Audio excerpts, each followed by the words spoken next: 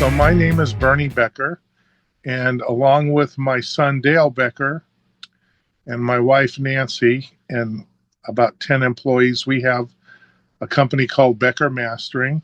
We get to hear a lot of good music. Our business, since it's called Becker Mastering, is mostly about mastering, but I came from a performing and a recording perspective before I started the master. I started the master seriously in around the year 2000, but before that, as far back as, I hate to say this word, 1977, we had a recording studio, and it started out as an 8-track studio.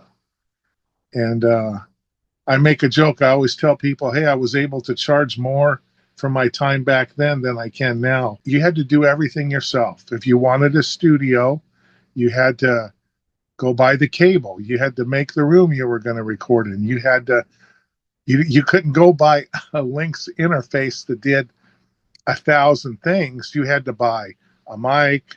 You had to install a mic panel. You had to have a mixer. And by the way, you have to have a mixer that has mic inputs, because when I was growing up, not all mixers had mic inputs. But you buy the wrong mixer and then you find out, hey, this doesn't have any mic inputs. But so it's learn the hard way kind of stuff.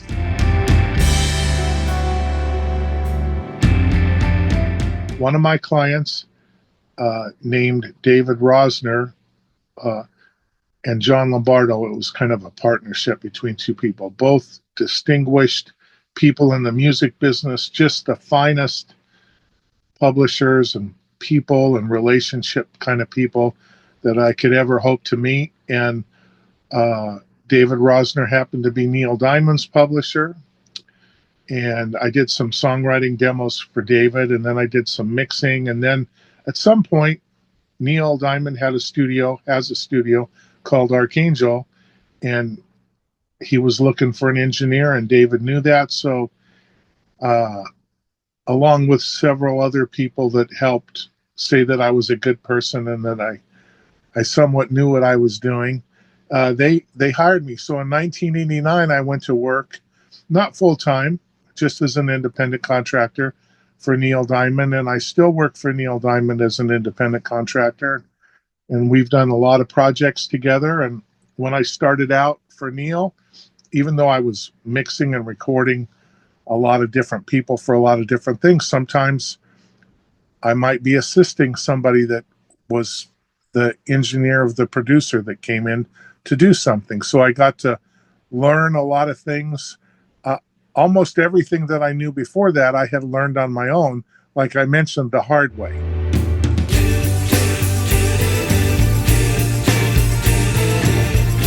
As time went on and I got more experience in the LA way of doing things, I got to grow and do a lot of projects with Neil and with a lot of other people that were recording, mixing, and then we would go somewhere for mastering. And all the big name people you could imagine, I got to sit with and listen to the way they would master something and learn what they were doing and why they were doing it, or why they didn't do it, or this, that, and the other thing. And kind of thought to myself, oh, I love this process of mastering for some reason. So I slowly worked my way towards just being a mastering engineer, but I still have a lot of recording and mixing clients, and I don't do jingles anymore, and I'm happy to say that. But for years and years and years, I did jingles, I did songwriter demos for people, and this was at the same time that I was doing an album with Peter Asher and Neil Diamond, or whoever, because when you're in this business, you want to work and keep your family fed, and you're just thankful for every opportunity. My son Dale, who is, and you have to cut this out because I'm going to tell you the truth, he's better at everything than I am. He is a better, well, I will just say we're on par with mastering engineer, but I got to say, basically, he's better And he does a lot of things. And I'm saying this just sincerely. He's a better mastering engineer. He's a better songwriter. He's a better, you pick it. He's very talented. And the thing that I'm excited about that I always felt was uh, a good point that I could bring to the table was I try to be a good people person. And I realized that uh, I thought many times in my life that I knew what I was doing. And I slowly started to find out that I did know some things, and those things were good, but I could learn a lot more from the artists that I worked with. And I got to learn from singers that were kind enough about how they wanted to be recording and maybe how they were mistreated by engineers who were less generous than me. And I really got to learn a lot about singing. I got to learn a lot about recording instruments and working with different producers and and I slowly found out that my my view of how things were was incomplete. So the more people that I worked with, uh, the better I got.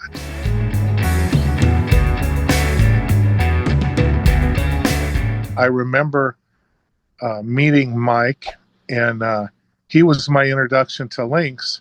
And I just looked back. I know I'm segueing into something, but I looked back and it says the Hilo came out in 2012.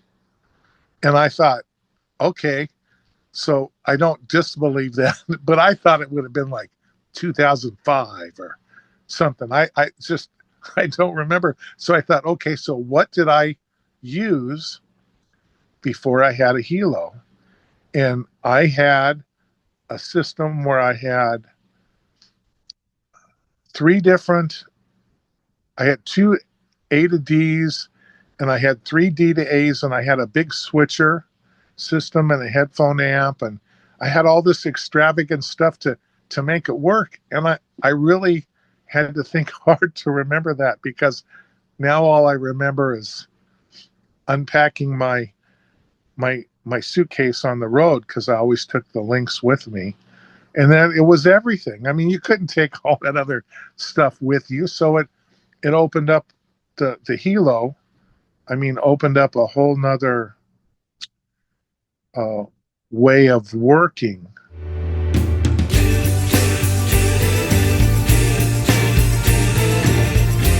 I think that, like, for me, the original Hilo was, um, it did so many things, and it did them really, really well. Like, and I apologize, I don't remember everybody's name that worked on the Hilo, but I was so impressed with the gentleman that was working on the headphone amplifier and choosing different amplifiers or listening to different amplifiers. I mean, that's a thing that mastering engineers do, or recording engineers do that too sometimes.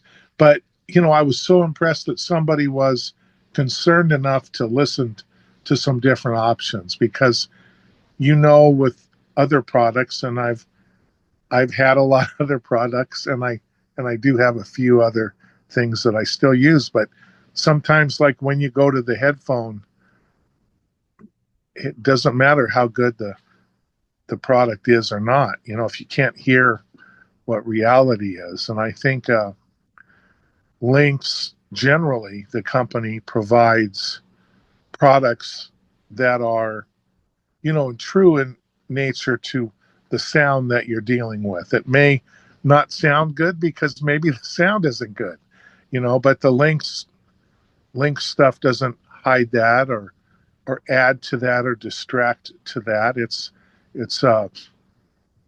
I would say it's neutral in a very fundamentally pleasing way that provides honest representation of the sound.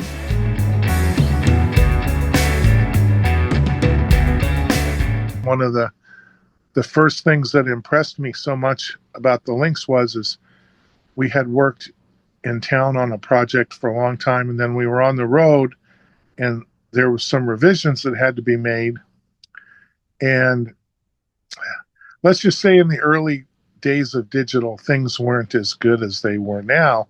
So sometimes having a analog pass in there just to kind of undigify something was a thing that we would do when we were in the studio. But I was on the road, and I didn't even have two XLR cables. I had to go, I don't know, to Guitar Center or someplace, wherever we were. It was in the Midwest somewhere, but I was able to find two nice XLR cables, and I just came out of my workstation, out the D to A, in the A to D, and it was the very first time that I ever did that with a project that was at a hotter listening level, you know, like a release type level where there was no headroom.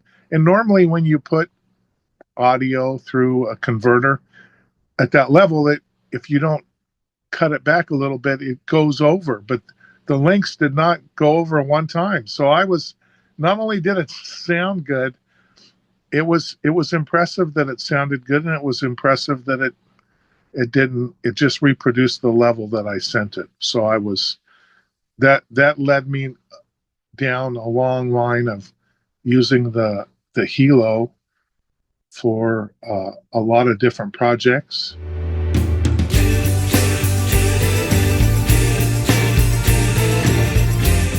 If you look at the back of my Hilo, all the inputs and all the outputs are used. They do something for me, and it's just amazing to me how it's like has so many things. If you have a $10,000 or a $12,000 A to D converter, you can't really just have one. You have to have several if you want to find the best esoteric choice for a certain project. And I will say that the new A to D in the Hilo is in a much more competitive position for a choice as far as, like, you know, how you want it to sound. So in fact, I have I have a lot of clients, and one loves a particular converter. So we hooked it up, and I had it coming in the AES input of the Lynx, of the Hilo. Sounded great. I mean, it's fine. It's just, you know, it's a choice. It's a color. It's something that somebody goes to. So we were working, and of course, the power went out. And for some reason, I can't tell you why, because it's never happened before or since, but when the Lynx came back, it defaulted to the internal converter. And we just kept working, and the guy says, "Oh, I'm just so happy with the way this is sounding." You know, we get to the end of the day, and I look like, oh my gosh, you know, we weren't even using the converter. And I told the guy, I said, listen, he goes, well, he says, oh, I really like what I heard. I have an Aurora too. I had some original Auroras. That Lynx is something that you will never ever waste your money buying a Lynx product. It's a good investment. It's more than an investment because it's a tool that helps you have a reliable standard that you can count on. I use it every day. I use the Lynx Hilo 2 every day, and I'm not saying that I work harder than anybody else, because I must say, in this business, there's a lot of people that work really hard, but work at least 6 days a week and 10, 15 hours every day.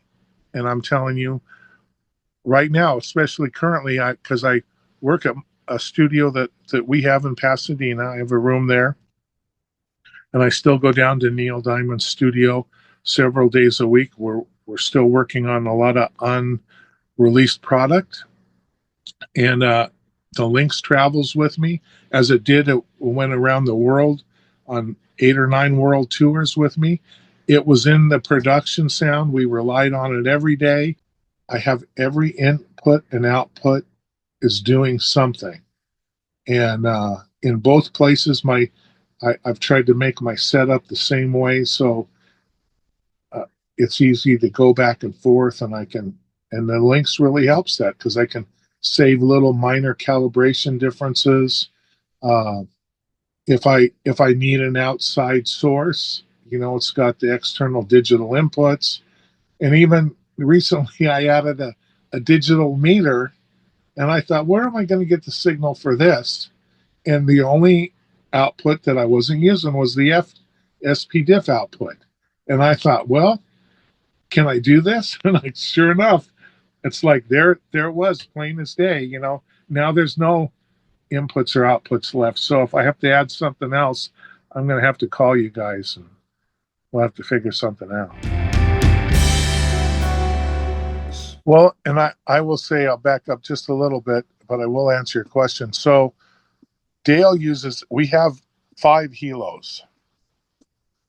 And so Dale has a Hilo 2 also that he uses as a mobile device, but he also uses it, when he's in the studio for certain things.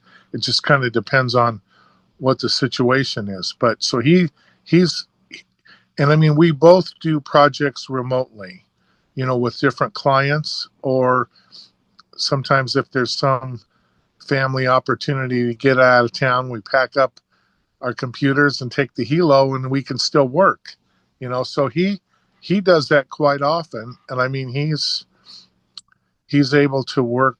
I mean, these are released projects, but he worked with Billie Eilish, and he worked with, I'm going to I'll probably have to send you a SZA. But I mean, he works, he's working with a country artist right now that I can't say the name of because their project is hush hush, but he's got a lot of high-end people that he works with, and he likes the Hilo just as much as I do. So I would say, in defense of, as music progresses, and I guess there's probably always good sounding music and not so good sounding music, but I don't think the Hilo is particularly, or Lynx products in general, I don't think it sheds its opinion on whether it likes the sound or not. And some converters, as people would say, you choose it because it has some kind of an artifact of maybe distortion or overdrive or whatever you want to call it. That's fine. I mean, and I understand that, and I realize that a lot of the projects that we get have some sonic compromise made to achieve a creative end goal. And I get that. But the nice thing is usually when you get to the mastering part, that's already been imparted on it. And you, generally speaking, try to stick as close to the genuine product as you can. So I'm not sure that I answered your question. Dale was very contemporary in all his choices of what, and in fact, a lot of things that he started using, it opened my eyes because they were things that I would never have considered in my wheelhouse of things I might want to use. But he grew up with the fundamentals like I did. So one of the first things we did when he was starting was we got another Hilo so he could have it. And we always knew that, if something's not right, if something sounds funny, even if you have something other product that you're using and something doesn't sound right, let's plug the Hilo in and see what it sounds like. And you go like, oh, well, this is fine. So it's a remedy sometimes, which is, you can't really put a value on that.